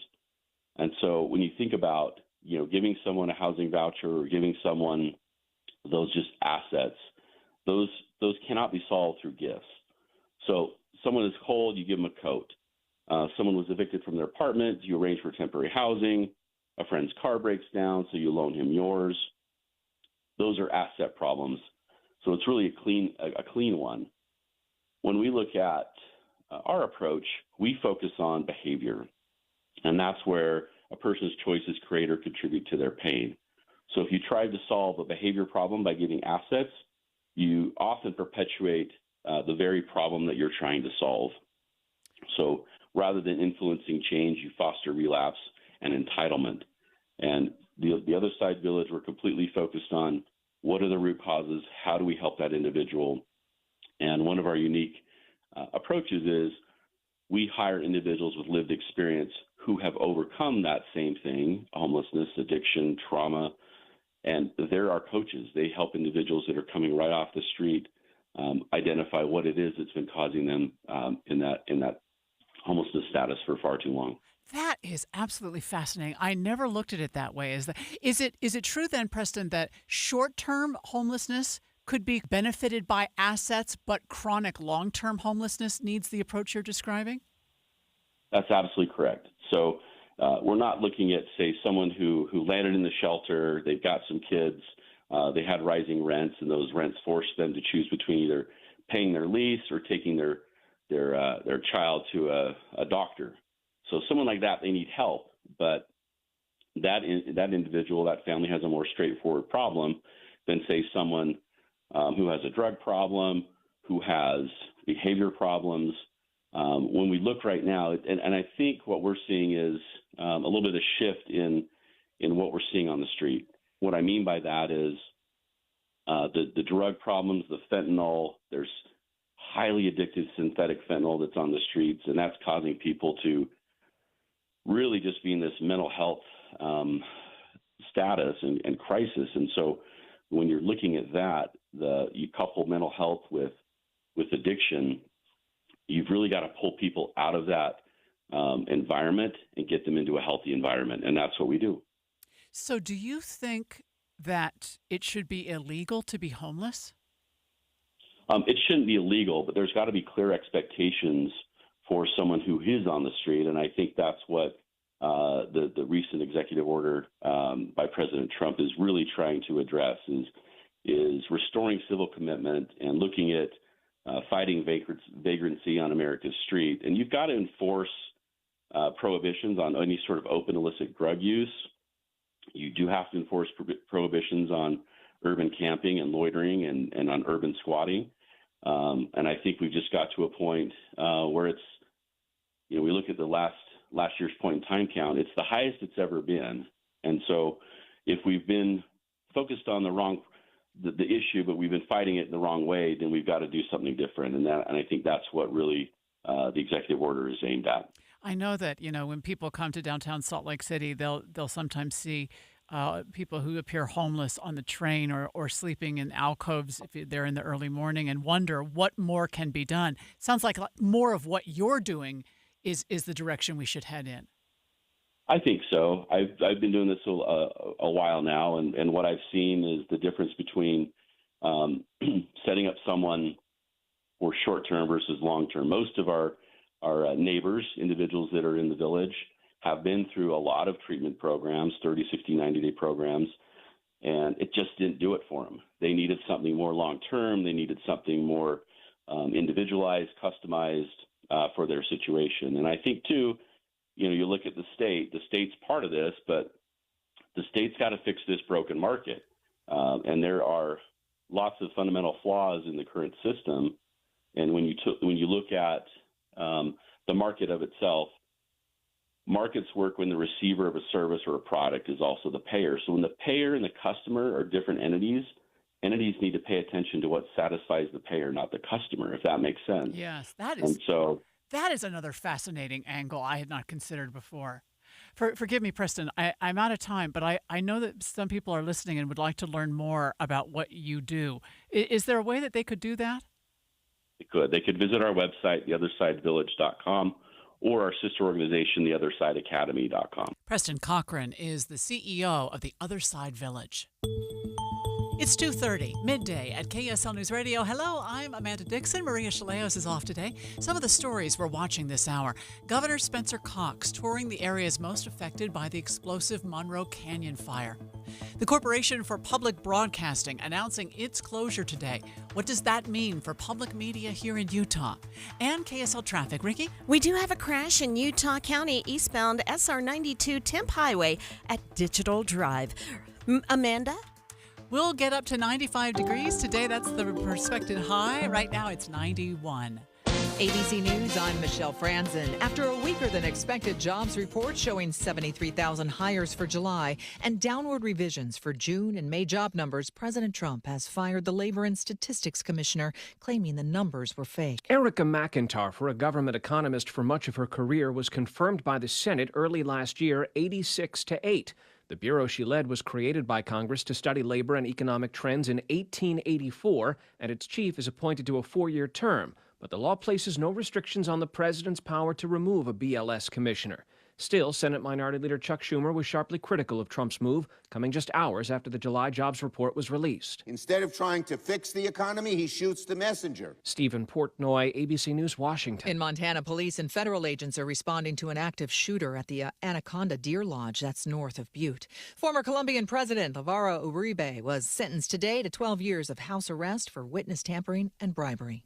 This is ABC News. KSL's top local story. House Speaker Mike Schultz says it could be beneficial to raise the Great Salt Lake Causeway berm. Will actually help push some water up into the drier arms or the flats of the Great Salt Lake, which would help with dust control and other things. Not only that, but it will boost the flow of fresh water into the South Arm, where most of the population and lake's ecosystem lives. It's not official, but Schultz says this is definitely an issue we could see in a special legislative session this fall. West Nile virus has been detected in Draper. The Salt Lake County Health Department says mosquitoes near the Jordan River along 123rd South tested positive for the virus. They've recommended people avoid mosquitoes by getting rid of any sitting water around our homes and making sure door and window screens are in good condition. Drivers in Davis County should expect big delays this evening as I-15 will only have one open lane available in both directions. KSL News Radio's Heather Kelly has more on the road construction project. UDOT issued a press release stating most of the lanes on I-15 will be closed tonight starting at 7:30 p.m. for bridge work. Communications manager Mitch Shaw says this is part of a new Shepherd Lane interchange in Farmington. The lane closures will be in place between Park Lane and 200 North in Kaysville, both northbound and southbound. UDOT says this project is expected to be completed late next year. Other local stories KSL is following. BYU head football coach Kalani Sitake says he has high expectations this year with the players he has returning, as well as the new additions to the team. We can just get our teams to function and perform to the best of their ability, then we feel good about our chances. But that's easier said than done. We just got to put in the work. Nothing is easy. Coach Sitake spoke with Utah's Morning News, saying he knows a lot of the attention is on the quarterback position, and he expects to name a starter before Game 1 instead of keeping it a secret. Former Utah Jazz Sixth Man of the Year Jordan Clarkson is clearing his closet before he moves to New York to play for the Knicks. Salt Lake City, what's up? It's JC. Just checking in. Sad to say goodbye. Clarkson signed with the Knicks at the start of July, days after agreeing to a contract buyout with the Jazz. Starting today, he's selling more than 1,000 items from his closet at Thrift Hood as he gets ready to move to the Big Apple. And there's a chance fans might get more than just JC swag. A lot of heat coming in from the closet, man, so hope to see y'all there. The sale runs from today through Sunday from noon to 8 p.m. Earl Johansson, KSL News Radio. Your money at this moment, the market's closed down. Let's see, the Dow was down 542. That's 1.25%, closing at 43,588. Traffic and weather together brought to you by Mountain America's My Style checking accounts. And here is Ricky Meese. Crews are still working on this accident in Lehigh, and they're right at the corner of eastbound SR 92 Temp Highway at Digital Drive. If you're southbound I-15 in Salt Lake County, it's already getting busy and slow. And that's from Murray into Midvale. Ricky Meese in the KSL Traffic Center. People sneaking out a little early on a Friday. We will stay in the mid-90s for the next 5 days, upper 90s again late next week. Right now, it's 93 degrees from the KSL Common Spirit Health Studios. The sources where we get our news matters. When you listen to Utah's Morning News, we want you to feel the stories are important to you and trustworthy. This is Amanda Dixon. And I'm Andy Farnsworth. Join us weekday mornings on KSL News Radio. The wait is over. After 2 years of renovation, the perfect downtown lunch spot is now open. The Garden Restaurant offers a beautifully designed space and deliciously fresh menu. It's close to everything downtown next to the Temple Square block. If you need something quick and on the go, or to meet a client, friend, or place to relax, the Garden Restaurant offers healthy options like handcrafted sandwiches, soups, unique salads, plus traditional favorites like homemade pot pies and the famous Lion House rolls. The Garden's new look and tasty menu offers something for everyone, featuring dine-in, patio seating, lobby seating, and grab-and-go or quick online ordering. Visit the Garden today. Reimagine space with remarkable taste. Easy street access on the ground floor of the Joseph Smith Memorial Building, open weekdays 11 to 3. Check out the menu at thegardenslc.com. Fresh flavors, iconic location. The Garden Restaurant is now open. See you there. If you have unfiled taxes or are in debt to the IRS, this is important news. Did you know the IRS has programs specifically designed to help people struggling with tax debt? Powerful tax assistance programs that can save you thousands if you qualify. No one knows these programs better than the experts at Optima Tax Relief, America's most trusted tax resolution firm. A-plus rated by the Better Business Bureau, their award-winning tax attorneys and licensed professionals have resolved over $1 billion of tax debt for their clients. One call to Optima can start the process, helping to put an end to your worries about wage garnishment, asset seizure, and other aggressive IRS actions. Find the best options to solve your tax problems. Call the experts at Optima Tax Relief today for a free consultation. Call 800-343-6460. 800-343-6460. 800-343-6460. Optima Tax Relief. Some restrictions apply. For complete details, please visit OptimaTaxRelief.com. You're listening to Midday. I'm Amanda Dixon. Maria Shilaos has the day off. We're streaming live on the KSL News Radio app, sponsored by At Your Service Pros. Folks in Sevier County still on edge today. Firefighters struggling to get the upper hand on the Monroe Canyon fire. It's now burned 55,000 acres, growing by quite a bit overnight. And unfortunately, containment continues to fall from 16% containment earlier this week to just 7% containment today. Governor Spencer Cox visited the charred landscape earlier today. So we're going to fly all the way around the fire, go see what things look like on the other side of the mountain as well. Our friends over in Kusharam and those areas, Burrville, that got evacuated. Again, heroic efforts by our firefighters to protect assets. We have lost some homes. We have lost some cabins.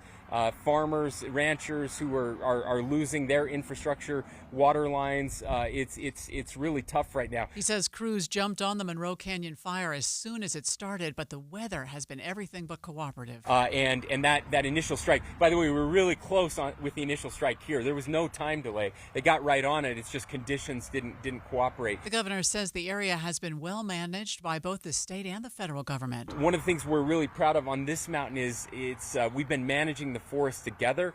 I've talked often about the shared stewardship program that we started with the federal government several years ago under Trump 1. I want to give credit to Biden. He continued that. We were able to renew that program, and it's just expanding now with Trump 2. And we're proud of that. We've been treating these forests. We've got some preliminary looks at it, but we'll go in. Our scientists will go in and look at where the fire burned, how hot it burned, how the treatments worked. We know for sure that where we've been able to stop the fire, it's in places where we treated it, where we had prescribed burns or mechanical treatments that came in and made a difference. What I do want to see is much, much, much more of that. State Representative Carl Albrecht represents the area. He says the firefighters have been nothing short of amazing. He says their diligence and dedication have been outstanding. They stopped the northern end of the fire last night on Highway 24. That took some strategic backburning, and it took some strategic expertise from the firefighters. We've had columns over 30,000 feet that have collapsed. When that happens, you get 60-mile-an-hour winds out of that, and we've had a few near misses with firefighters who had to cut their way out of the trees with a chainsaw. Fortunately, we've had no real serious accidents, and the firefighters can go home to their families. But if you look up at Snow College and see all the pup tents, you go over to Greenwich and see all the pup tents, I'm not sure all of us would want to sleep in one of those when it's hot and dry and dusty and smoky. So my heart goes out to them, their families. Governor Cox says even once this fire finally gets contained and put out, the battle isn't over. He's concerned about the cleanup efforts over the next several years. I'm very concerned about fire. Everybody is. That gets the news cameras out here whenever we have a big fire, and I so appreciate you being out here. I'm actually more worried about the next 5 years here. Because that's when the recovery takes place, and the water sources for the mountain come from, or for the valley come from these mountains, and immediately when the fires are out, we worry about floods. And when those floods come, they bring all kinds of just toxic garbage right into the water systems. We've been dealing with this in other areas, and so we really have to focus on recovery. That's where we're going to need more resources. We're going to be working with the legislature to make sure we can get those resources, again, working with our federal partners as well. But the recovery is as important. It just takes longer, and the cameras aren't there, but it's going to impact these people for a long, long time to come. Some of the biggest fires in the area, including the Monroe Canyon and Grand Canyon fires, are creating their own kind of weather system. It's a pretty crazy and, to be honest, terrifying thought. On Inside Sources this morning, KSL meteorologist Matt Johnson explained how a fire can create its own weather patterns. Basically, when the fires burn really hot, they cause what we call a convection column. And so that's when the air is rising really rapidly. Whenever you get a lot of rapid rising air, especially if it's hot in this case, it'll condense as it rises. And that'll form actually on top of the smoke plume a cumulus cloud, or also known as a pyrocumulus, because it was caused by fire. And if these guys get high enough and strong enough, they can actually cause lightning, their own downburst winds, and sometimes in extreme cases, which I don't think we'll see here, is you can even get some acid rain out of it. But, my word. But our column of our atmosphere way high up is pretty dry. But yeah, it's and within that rising air, you're getting embers. Sometimes the embers are the size of like little branches. Wow. And that'll carry down mile, sometimes 3 to 4 miles downstream. And if you're a firefighter fighting on the line, that's coming on your backside. You're getting flanked. You got to get out of there, and that's happened the last several days to these firefighters. KSL News Radio is your place for updates on the fires burning around the state. We'll bring you the latest updates on air and online at kslnewsradio.com. Just click Utah Fire Watch at the top of the homepage. Midday continues in just 60 seconds. Why'd I go to the doctor? One day at the firehouse, I was so lightheaded I could barely stand. Even my crew noticed. Getting checked out was the right call. Turns out I have atrial fibrillation, which increases the risk of stroke about 5 times. Symptoms like irregular heartbeat, heart racing, chest pain, shortness of breath, fatigue, or lightheadedness can come and go. But if it's AFib, the risk of stroke remains. If you have symptoms, contact a doctor. I'm so glad I did. Visit notimetowait.com. Sponsored by Bristol-Myers Squibb and Pfizer. Coverage varies by plan. View contracts and exclusions at endurancewarranty.com. If you have a 2004 or newer vehicle that's out of warranty or about to be, Endurance is urgently notifying U.S. drivers about their low-cost vehicle coverage plan designed to save drivers thousands on rising vehicle repair costs. Those who qualify can pick their plan, coverage, and repair shop. Roadside service, towing, and rental cars included. All covered repairs get paid directly to the repair shop for you. Call now for your free quote. Call 800-298-7906. 800-298-7906. The federally funded entity that provides grants to public broadcasters is shutting down. The Corporation for Public Broadcasting was established by Congress in 1967 to fund the nation's non-commercial radio and television stations. You're probably most familiar with the help they provide to PBS and NPR. The decision to close, a consequence of Congress's decision to zero out the organization's funding. The corporation's CEO says the entity now faces the difficult reality of having to shut down. Most staff positions will be eliminated at the end of the fiscal year on September 30th. A small team will stay through next January to close out operations. So what does this mean for public broadcasting here in Utah? Maria O'Mara is the executive director of both PBS Utah and local NPR affiliate KUER, and she joins me now live. How are you, Maria? Amanda, it is a pleasure to talk to you. I'm well, thank you. What does this mean for you? It means that for PBS Utah, the roughly 15% of our budget that was reliant on federal funding is gone. That is money that was already appropriated by Congress in a bipartisan manner, and that has been clawed back. For KUER, the amount comes to about 8% of our budget. So while we have lost those funds, people of Utah are not going to lose PBS Utah and KUER. We have a diversified portfolio of revenue, most of it philanthropic, and we will continue to broadcast. I know that so many people will be so glad to hear that, myself included, that you have such great community support that while it will be painful, no doubt, will not end our being able to hear all of our favorite programs. Absolutely. Our largest single source of revenue for both stations are individual members. These are folks that give $5, $10, $20 a month. And they don't do it in a subscription sort of relationship. They do it as a pay it forward. So for the people perhaps who grew up on Sesame Street and other children's programming, they might not have kids at home anymore, but they want to make sure young families everywhere have kids that are ready to start kindergarten because they've been watching Sesame Street. And so that's really the groundswell we've been feeling, especially the last couple of weeks. A lot of people calling in to give again or give a little bit more. Are you concerned that people will hear the news that the Corporation for Public Broadcasting is no more and think that means that you are no more? I am 100% worried about that, and it's why it's so wonderful to talk to you today, Amanda, is to reassure people. And that's not to say that we don't have the potential to lose some local offerings here. I think it's going to be difficult to make up the difference without taking a hard look at some of the local programs that we provide and see if some of them need to go. But in terms of us being here, when you turn on your radio or turn on your television or go online, which is the way most people are doing it these days, you don't need to worry about us being gone. We'll still be on the air. When we learned about these cuts, we heard that they would affect PBS stations more than NPR stations. Is that true here in Utah?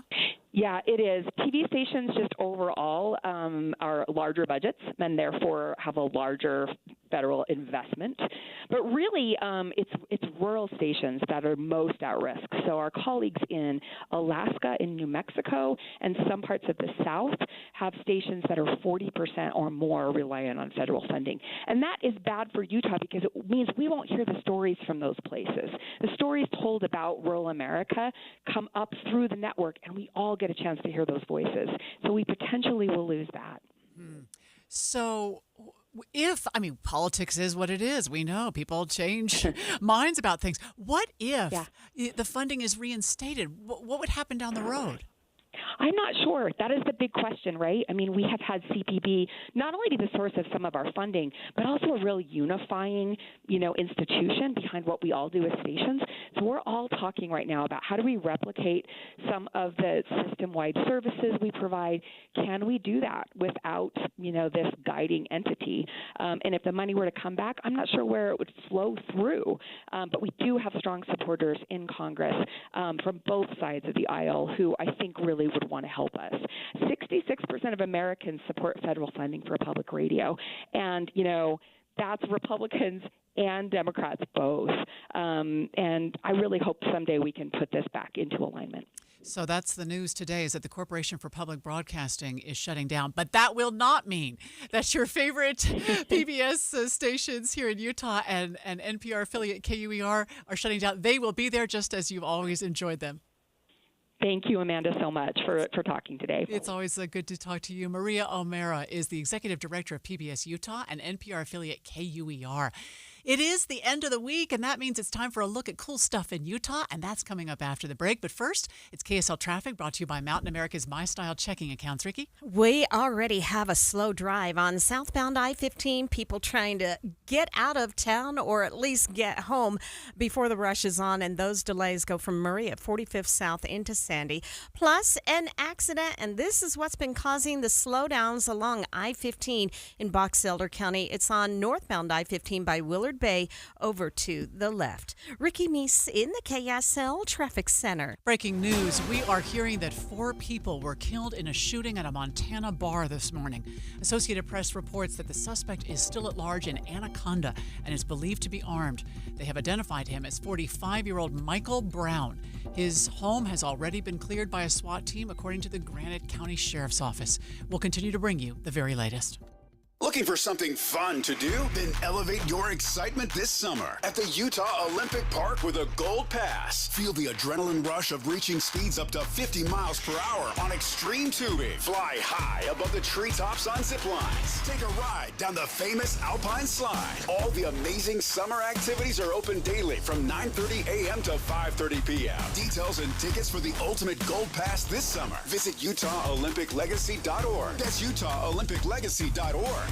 Feeling a little adventurous? Why not try a summer bobsled experience? It's the ride of a lifetime. The Summer Bobsled Experience lets you cruise down the full-length Olympic track used during the 2022 Olympic Winter Games. Driven by a professional pilot, you'll experience 15 turns and reach speeds up to 65 miles per hour. It's truly a ride unlike any other. Details at UtahOlympicLegacy.org. UtahOlympicLegacy.org. Sign up for KSL Text Alerts. Get breaking news and traffic updates by texting the word news to 57500. Want access to exclusive contests? Text contest to 57500. Jazz fans, text the word jazz for breaking jazz updates. And Cougar fans, text BYU to 57500 for the latest on the Cougars. Message and data rates may apply. ZipRecruiter is the place. ZipRecruiter is the place for talented teachers, savvy software developers, and master mixologists. ZipRecruiter is the place where you meet all these people and more. That's because ZipRecruiter is the place for job seekers who are looking for new opportunities. In fact, ZipRecruiter helps 10 million people with their job search every day, so you can find the right candidates right away. Try ZipRecruiter for free at ZipRecruiter.com/free. That's ZipRecruiter.com/free. Ready to order? Yes. We're earning unlimited 3% cash back on dining and entertainment with a Capital One Saver card, so let's just get one of everything. Everything? Fire everything. The Capital One Saver card is at table 27, and they're earning unlimited 3% cash back. Yes, Chef! This is so nice. Had a feeling you'd want 3% cash back on dessert. Ooh, tiramisu. Earn unlimited 3% cash back on dining and entertainment with the Capital One Saver card. Capital One, what's in your wallet? Terms apply. See CapitalOne.com for details. I am not a rich woman, but I feel like a rich woman every time I go in my closet. The best, hands down, present I've ever received was my husband secretly redid my closet with Closets by Design. So now when I go in there aren't all these shoes just junked on the floor. They're neatly sitting on their shelves. And my necklaces are hanging on their individual hooks, and earrings are in their little squares in this soft drawer that pulls out. It's just gorgeous. In fact, he saw how much I loved it. He had Closets by Design redo the garage. So now all the stuff, the tools, the toys, the junk is all in cabinets. When you open our garage door, you see cars. That's it. It's amazing. The things that Closets by Design can do, and it's going to save you money right now because you get up to 40% off plus an additional 15% off with 18-month financing. You can do so much with your closet, much more than you realize, with this wonderful Utah company, Closets by Design.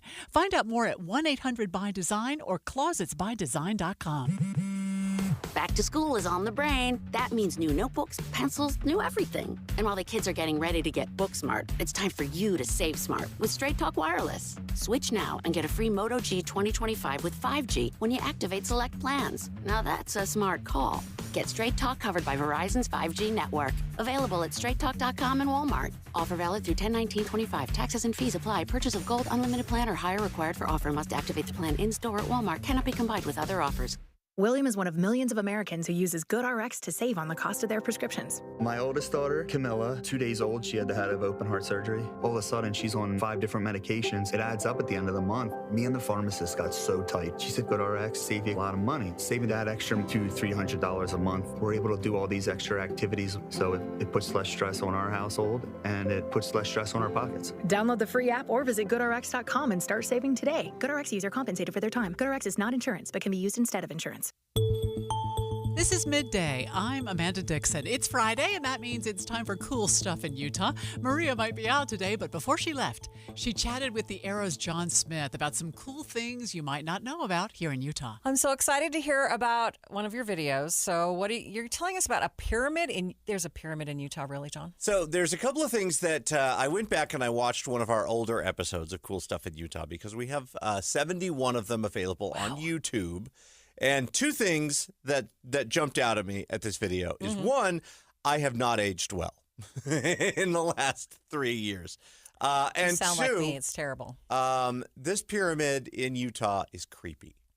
I know I'm not supposed to like. Okay, first of all, where is this pyramid? It's like the pyramid is like 7th South, 9th West. Okay, wait, now something's come to me. I think I've seen something. Yes, I've seen right it. by the Fear Factory haunted house under the freeway. Okay, it's coming back to me now. So here's the thing. The Summum Pyramid starts in the year 1980.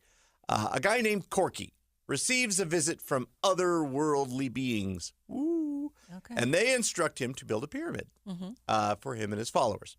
So up goes the pyramid. Now, what are pyramids most famous for?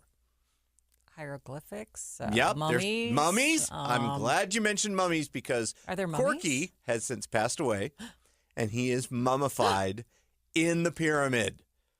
Can anyone see this? Yes, actually they can. They do tours. You have to go in by invitation. Now, to be fair, and I'm being polite here, I'm using my manners, it's a little peculiar. Okay. Their beliefs may not align with yours. But that doesn't mean you may not want the experience. We try to be respectful. Okay. But yes, they will mummify people. They are licensed funeral directors. They will mummify your pets. They will mummify people. And I'm having an out-of-body experience here. What? I will tell you this, no lie, Maria Shilaos. When Sam and I, my co-host and our camera guy, we got finished filming this episode, we all kind of left and we all just kind of decided, usually we go get lunch or something afterwards. We were all just kind of like, I just need to go home. You couldn't do it. I just want to go home. It was very surreal. It was creepy. That's not even the right word. I'm not even creepy. gonna lie. Okay. I'm not even gonna be polite about it. It was creepy. Okay. But so first of all, how did you find out about this? Honestly, I was just driving past it one day, and I thought, "There's no way they're gonna let me in there." And sure enough, they let me in there. Boy, howdy, did they let me in there, and they let me play with all their stuff, and we got it all on camera. Come on, we got to know. Mummies, mummification rooms. You played with mummies? That sounds really creepy. Yeah, I know. They're really heavy. So a mummified dog, for example, weighs about 400 pounds. A mummified cat weighs about 250 pounds. I'm not sure this is information I needed to know. Well, guess what? Hey. Now you know. And now we can all see this on video. You're like, oh, man, now I have to forget this later. Thanks, John. I'm just imagining this 400-pound dog. Would you rather talk about what's coming up this weekend? I absolutely would. That look on your face right now is exactly the look on my face I had. But you need to check out this video because it is a very peculiar place in Utah, and you need to see it at least once. If not in person, then definitely on our video. And then you can decide if you want to go there. Exactly. So before you move on to what's happening this weekend, before you move on. Yeah. What weird thing did you do that people have to see? It was you trying to pick up the mummies? What? Honestly, they invited us into their pyramid. We had to take off our shoes and hold your hands together as you go in the pyramid. I had a broken foot at the time, so I had to take off my walking cast and go in. And we sat down and we talked to these people. We had an honest, open conversation with them for about 3 hours. Huh. And very interesting, very polite, very nice people. But just a little... we don't all have the same beliefs, so, Okay, Yeah. So I get that. Okay, what is happening this week? So, Hosier going on tonight at the Utah First Credit Union Amphitheater.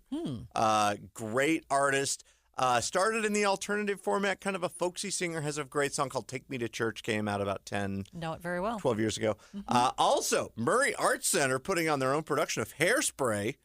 Okay. Yeah, go check that out. Okay. And Real Salt Lake playing Atlético de San Luis. Glad you said that. I had to look up the pronunciation on YouTube. All right. The Leagues Cup, that's going on tonight at the American First Field in Sandy. Okay, plenty of stuff to keep us busy. That's going to be a fun weekend. Those people not on vacation will be doing these fun things. Don't burn anything down, please. Yeah, please don't do that. John wants the weekend off. Thanks, exactly. John. Thank you. You can check out all of John's videos by going to Utah and searching for cool stuff in Utah. Thank you for spending some... KSL's top story. A fast-growing fire in a central part of the state can continue.